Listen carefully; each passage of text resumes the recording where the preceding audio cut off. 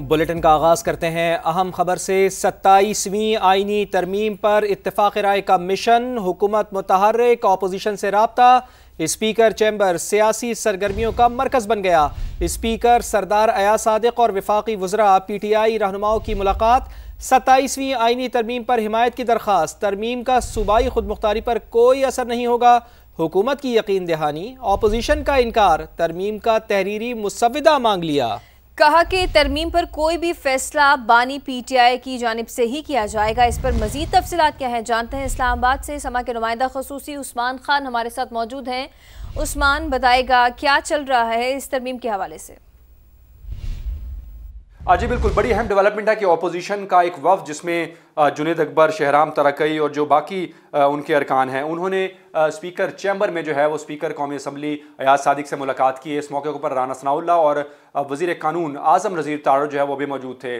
जो ज़राए हैं कौमी असम्बली के, उनकी जानिब से बताया जा रहा है कि जो हुकूमती वज़रा थे उन्होंने अपोजिशन के ऊपर ये जोर दिया है कि जो 27वीं आईनी तरमीम करने जा रहे हैं वो बहुत अहमियत की हामिल है। उसके ऊपर हुकूमत की जानिब से अपोजिशन अरकान से जो है वो हिमायत मांगी गई, मदद मांगी गई, तामुन मांगा गया। लेकिन दूसरी जानिब अगर बात की जाए तो अपोजिशन जो है वो जिस मकसद के लिए गई थी, हुकूमत ने उनको घेरा डालने की कोशिश की लेकिन कामयाब नहीं हो सके। अपोजिशन इस चक्कर में है कि किसी तरीके से जो अपोजिशन लीडर का मामला है, उनकी जो नामजदगी है उसको फौरी तौर पर जो है वो हतमी नतीजे तक पहुँचाया जाए। और स्पीकर से ये मुतालबा किया गया है कि वो फौरी तौर पर नोटिफिकेशन जो है इसका जारी कर दें। ताहम PTI वफ़द ने इस जो तकर्री है उस हवाले से जो मुतालबा किया था, ज़रा का कहना है कि स्पीकर अयाज सादिक ने इस बात से माजरत कर ली और ये कहा है कि मामला चूँकि सुप्रीम कोर्ट में होने की वजह से ताख़ीर का बायस बन रहा है। और तहरीरी फ़ैसला जो है ये PTI वफ़द ने यह कहा है कि तहरीरी फ़ैसला सुप्रीम कोर्ट का जो है वो कौमी असम्बली सेक्रेटरी को जो है वो पहुँचा दिया जाएगा। तो ये अहम मुलाकात थी जिसमें स्पीकर चैम्बर जो है वो राब्तों का आज मरकज़ बना हुआ था। और वज़ीर आज़म की जानिब से भी टास्क दिया गया स्पीकर कौमी असम्बली को कि वो तमाम पार्लिमानी रहनुमाओं से और तमाम अरकान से, तमाम जमातों के साथ राब्ते करें और जो 27वीं आईनी तरमीम है उसकी मंजूरी के लिए जो है वो राह हमवार करें। तो स्पीकर की जानिब से एक और कोशिश की गई और अपोजिशन के साथ बैठ कर जो ये तय किया गया है कि किसी तरीके से वो आएँ और हुकूमत का साथ दें ताकि आईनी तरमीम जो है उसको मंतकी अंजाम तक पहुँचाया जा सके। जी ठीक, अपडेट्स के लिए बहुत शुक्रिया। अब आपको बताएं कि हुकूमत को पीपल्स पार्टी के हतमी जवाब का इंतजार है। आईनी तरमीम आज ईवान में पेश ना की जा सकी। सेनेट और कौमी असम्बली के इजलास मुलतवी कर दिए गए। मुसव्विदे पर जियालों के तहफ़्फ़ुज़ात के बाइस विफाकी काबीना का इजलास भी मुलतवी कर दिया गया है। इजलास में आईनी तरमीम के मुसव्विदे की मंजूरी दी जानी थी, अब पीर या मंगल को बुलाए जाने का इम्कान है। 27वीं आईनी तरमीम की मंजूरी के पेश नज़र हफ्ते को भी सेनेट का इजलास बुलाया गया। विफाकी वज़ीर राना तनवीर का कहना है कि आज तरमीम नहीं लाई जा रही, विफाकी काबीना का इजलास दोबारा बुलाया जाएगा।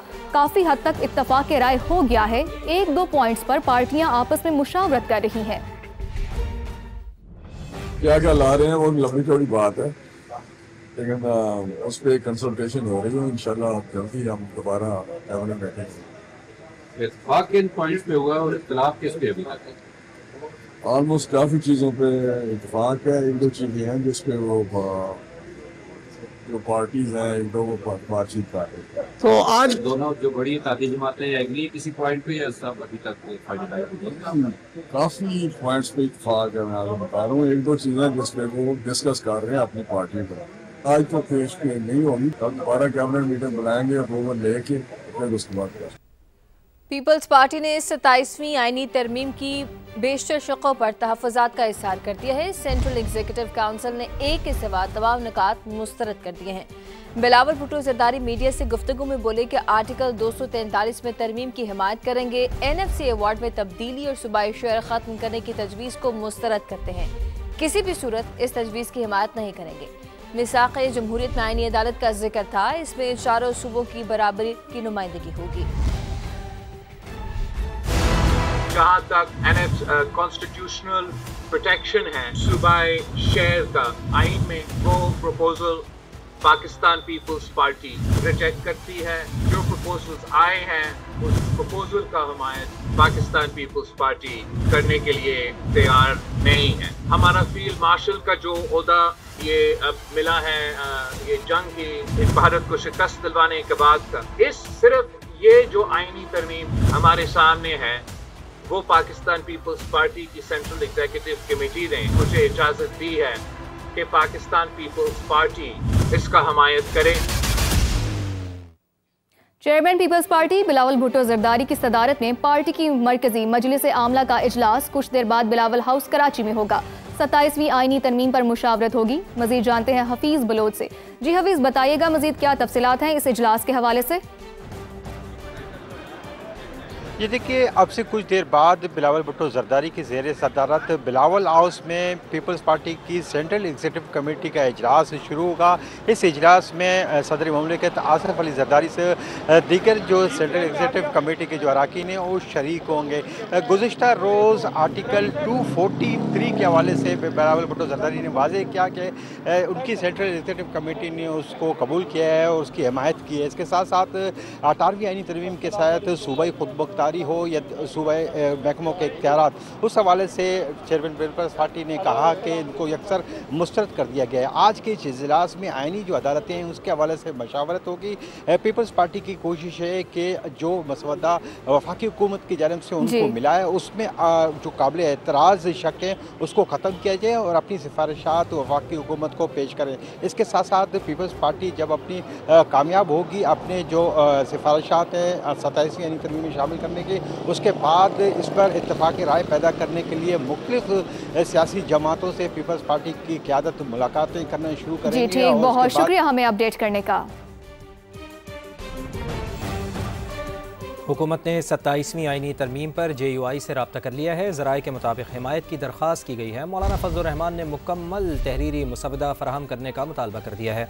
पाकिस्तान पीपल्स पार्टी के चेयरमैन बिलावल भुट्टो जरदारी का भी जमीयत उलमा इस्लाम से रब्ता। आईनी तरमीम के मुसवदे पर मुशावरत की गई। मौलाना फजलुर रहमान ने पार्टी रहनुमाओं का मुशावरती इजलास तलब कर लिया है। मौलाना अब्दुल गफूर हैदरी कहते हैं हुकूमत तरमीम पर शोर मचा रही है लेकिन मुसवदा पेश नहीं किया। हम वोट दें या ना दें, आईनी तरमीम का मुसवदा तो दिखाया जाए। वोट दे या न दे, लेकिन आते ड्राफ्ट हमें दिखाते क्या तय किया इन्होंने, क्या करना चाहते हैं और 27वीं तरमीम है क्या क्या चीज़ें हैं उसमें। तो ये इससे अब तक न पार्लियामेंट को आगाही है न कौम को आगाही है। 26वीं तरमीम पर भी 1 महीना पूरा एक रोना डाला और तब जाके वो किसी बात पर वो भी आ गए और हम भी आ गए। लग रहा है कि पीपल्स पार्टी मुकमका के चक्कर में है, चाहती है कुछ लेन देन से काम चल जाए। पीपी 2-3 तरामीम पर साथ देगी, कुछ को मुस्तरद करने की। असद कैसर का दावा, कहा 27वीं तरमीम की हिमायत या मुखालफत पीपल्स पार्टी की सियासत का सवाल है। अगर वो डट गई तो दोबारा अवामी सियासत में शामिल हो जाएगी। पार्टी की सियासत का सवाल है। अगर वो अपनी सियासत बचाना चाहती है तो इसके लिए मुकम्मल तौर पर इस जो भी ये पैकेज ला रहे हैं उसकी मुखालफत करनी चाहिए। 1973 आइन जो है ना जुल्फ़िकार भुट्टो का एक बहुत बड़ा तोहफा है। तो पीपल पार्टी की जिम्मेदारी है कि वो 18 अमेंडमेंट के लिए और इस आइन के लिए खड़े हों।